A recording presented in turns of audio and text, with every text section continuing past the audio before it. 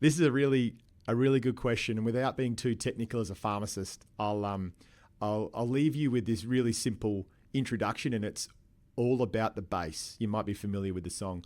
Back in compounding training, there was a great trainer that we had. He was a pharmacist from America, and he just kept reminding us that in a topical product like a cream or an ointment, it's all about the base. So it might be hard to believe, but there are a multitude of bases available through compounding pharmacies for us to put your active ingredients in to make sure that it's the best type of cream or ointment for you to use. In situations like greasy creams, what they actually might be is an ointment. You've probably tried an ointment before. It's a bit occlusive. It sits on the skin, doesn't disappear, doesn't have that beautiful cosmetic feel.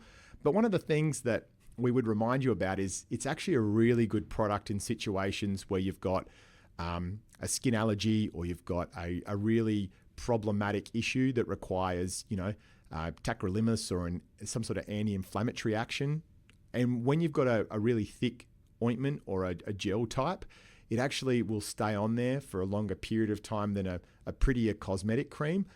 And by staying on there, it really helps your skin to go through the repair process faster than it would if it disappeared. So even though it doesn't seem great having an ointment, as in it's not pretty, it's not fancy, I would just encourage you to keep using it, because in some situations it's a really, really appropriate and useful dosage form or dosage or base type to give you the best result. And just remember, if you're using ointments overnight, if you've got your head on the pillow, for example, it may just transfer to your pillow if it's in your hair. So just think about those types of things when using it in certain areas. With fast absorbing creams, like you might be familiar with, so creams like cosmetic creams which disappear and sort of feel like they've done the action, these are generally water or gel based. And because of that component, they're not as thick as the previous ointments that I was just describing. They're normally used to quickly move drugs through the skin, so that's why they'll feel a bit different and not so greasy.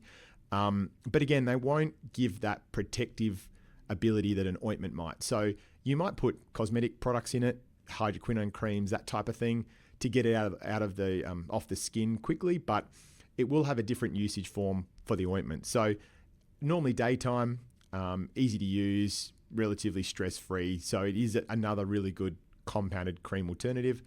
The key thing, though, that I'd love you to take away is just remember that compounding pharmacies have a multitude of bases that are available in topical products. So it could be a greasy product, it could be a dry product, it could be a gel product, it could be a paint, so something that's really impenetrable. But ultimately, a compounding pharmacist is super experienced, and our role is to take what the doctor would like, as in the prescription that you've got, and use the most suitable base for that product, so it's stable, it's effective, and it works really, really well for you. So if the feeling of what you're using isn't great, have a chat to us.